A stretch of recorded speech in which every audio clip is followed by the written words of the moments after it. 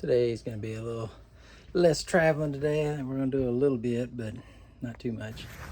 So Jen already out here getting we got breakfast this morning. Got some sausage and bacon. So Jen, what's on tap for today, babe? Well, today we are going to Cathedral Cavern State Park and doing the cave tour. It's not too far away. It's about 26 miles or something. Takes us about 40 minutes to get there, something like that.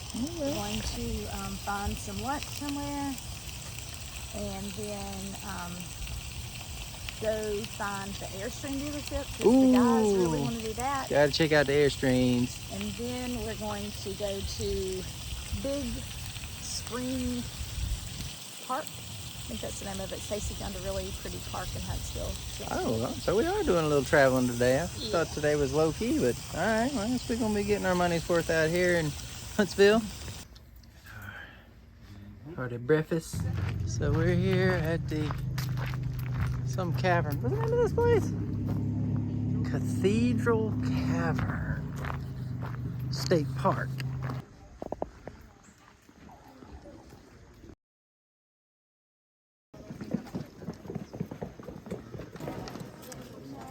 This is a big old cave.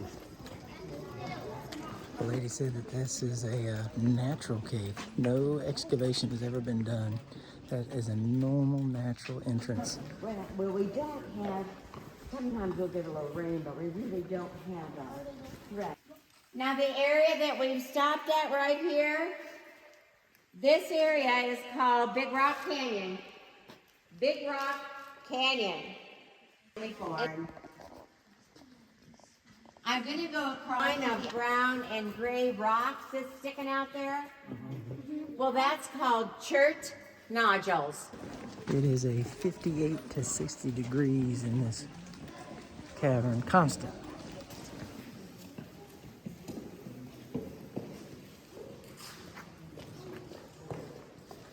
This original tour path, these steps that are leading down there, then they would climb down the rocks and go down underneath that hole down there. There's a passageway that goes a little further back underneath there. There to test it. They were looking for saltpeter. Saltpeter was one of the ingredients that was needed to make gunpowder. Luckily for us, they did not find any good content of it. There is no good value, no good content of saltpeter. Cave crickets.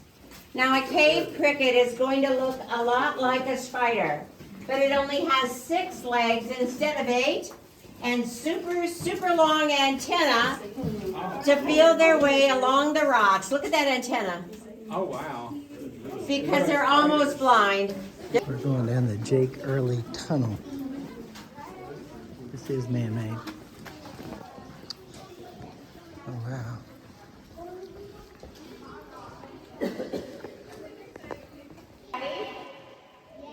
Okay. Now when Jay Gurley would go underneath that hole that we just looked at, you know, that goes along that passageway, that goes along the riverbed. And he would come out in this area. So this is the first formation that he saw. And this is a column 6 feet deep in front of Goliath. It just looks very, very deep because of Goliath's reflection. It's the backside of Goliath. Did they move any of this rock to our left? From the ground, we have not captured the cave water on this side. That's just the cave dirt and mud, all the way to the ceiling. Look at how massive he is up there in that alcove. And then somebody on the crew thought it would be a great idea to start a generator up in the cave.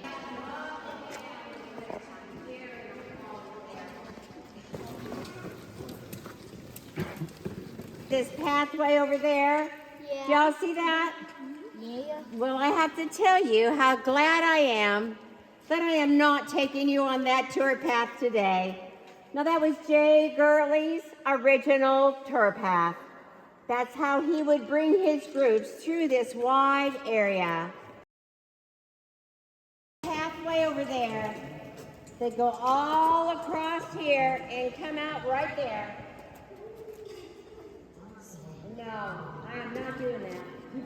Now, can y'all see this bridge down here?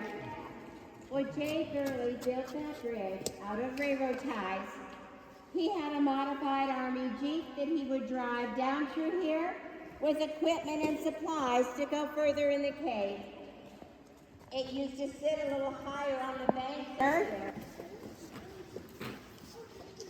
We haven't had much rain, it's really low. Pipes in there.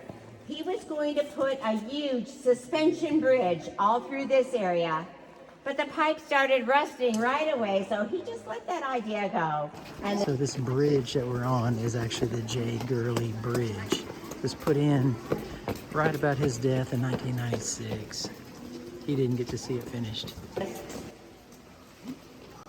you see the shadow of the Grinch.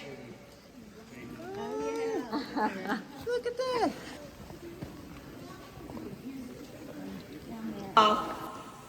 Our frozen waterfall. It is so beautiful. Constantly flowing over the rocks. Rocks like these up here. So the water was continually flowing over the rocks, depositing all those minerals, layer upon layer upon layer. Oh.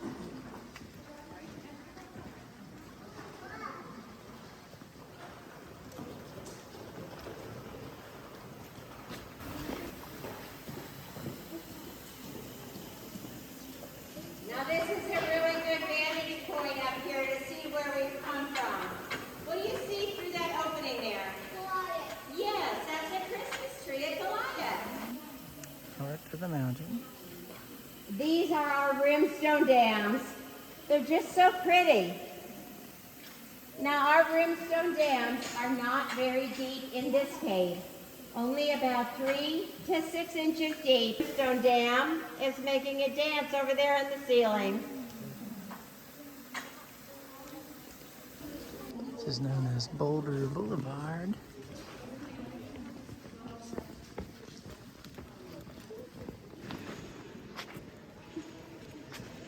And they didn't want to affect the integrity of the rock, so they just built the bridge right around it.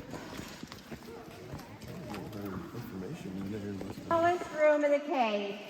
It's called the vertical room. It starts way down here, and oftentimes that's full of water. So we would have to go up, up, up, all the way to the ceiling cap, way up there. You could fit a 10-story building inside this room with room left over. Montego limestone is soft and old, and Bangor.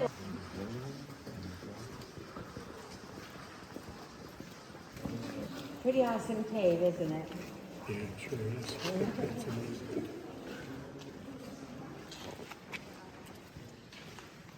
Wall.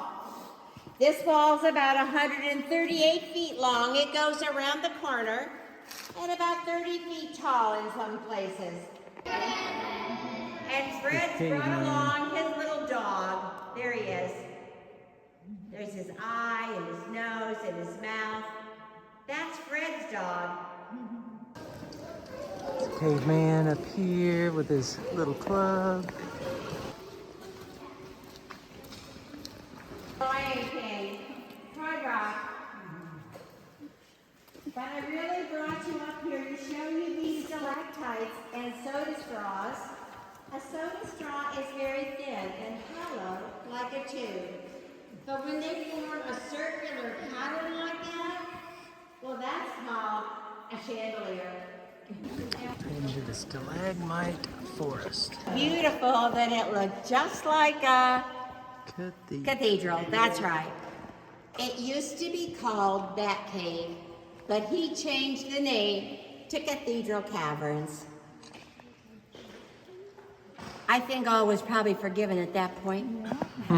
Now you are in the stalagmite forest. This is a blastoid from a coral fossil. Some poor shark lost his tooth way up there.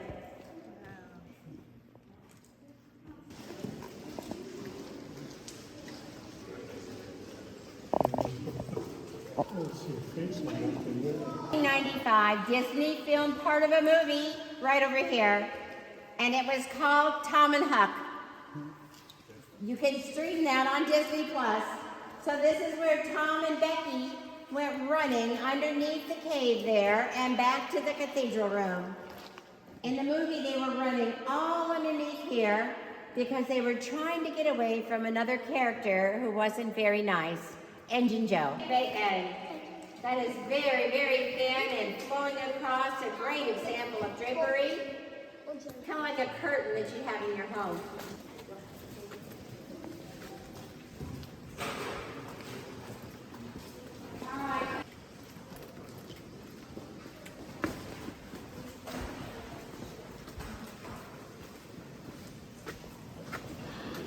We don't generally throw coins in it anymore, but that is our wishing well.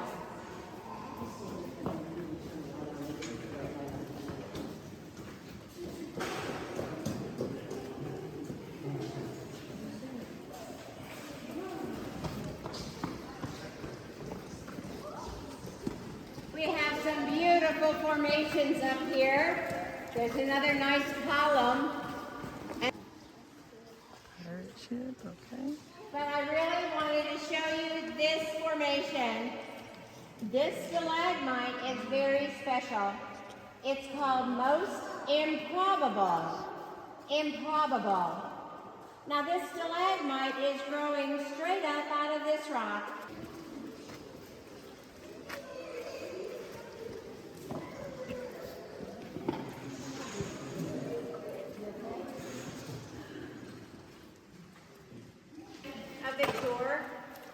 But it is not the end of the cave. We've gone about 3,000 steps so far, and there's about 2,000 more. You can feel it, right? There are 2 more rooms. The second stalagmite forest. Now we just went through the first forest that had those 2 huge columns, but the second stalagmite forest has 8. Alright, we're heading back out of the cave. That was a nice tour.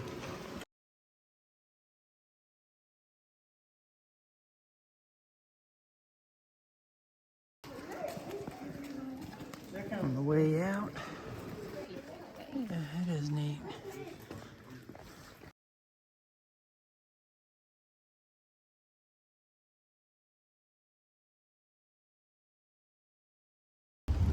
Gonna get some lunch here. The Brick Deli and Tavern before we go to Airstream.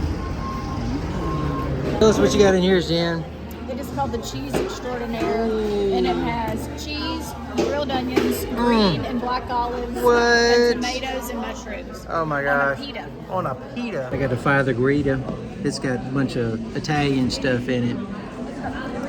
Oh yeah. Which I've not, obviously not made it to. Roast beef and smoked cheddar. Oh yeah. Mm-hmm. Oh. Mm-hmm. Stacy busting up on it too. Mm-hmm. Now I'm getting to the good stuff. Oh yeah.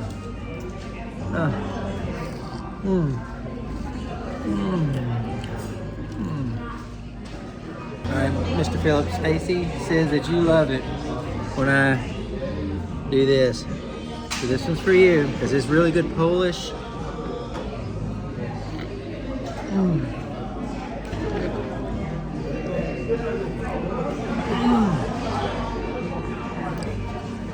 Man, Mr. Phillip, if you could have had some of this, you would really like it. So we're having to pay cash because they're charging us these credit cards. We came to the Great American Superstore because we want to see some Airstreams. Okay, so we walked into this Airstream. Actually, Jen and I, because we're getting old, we like the twin bed floor plan. Yes, got the. I could see myself doing this. It's not for 130,000. Oh, you said power awnings? Got the twin beds. Yeah. Oh, yeah. That's great for your neck. Cushion up and down too. Yeah. It's just a drawer. Yeah, that's nice though. To just unhook and just drive this where you want to go. That's like, Overall length? yeah, Yeah. Our shop is 36 feet. this would fit. See I really kind of like this little 25 foot. Now getting my bike ride on.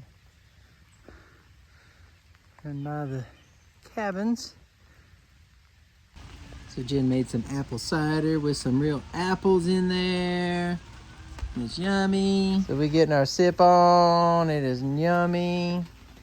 We got a bunch of rain come in, so we're all just kind of hanging out underneath our awnings. Funny story, we're at the RV place, and they had these two really expensive, like classy side by side, and the guy was gonna show us how to put one of the slides out, and he hit the awning button, and it automatically wound out.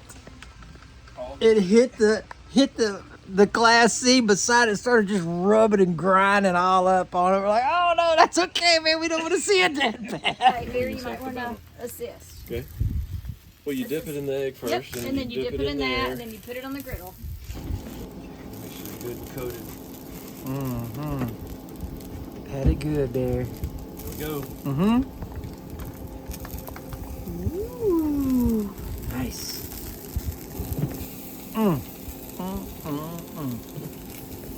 Got our Parmesan cheese coated pork chops.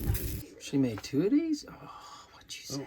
Are we sure that's done? What is it? I don't know. You Cut can- it open. It's supposed to be white Oh on the my inside. gosh. Put it on your plate.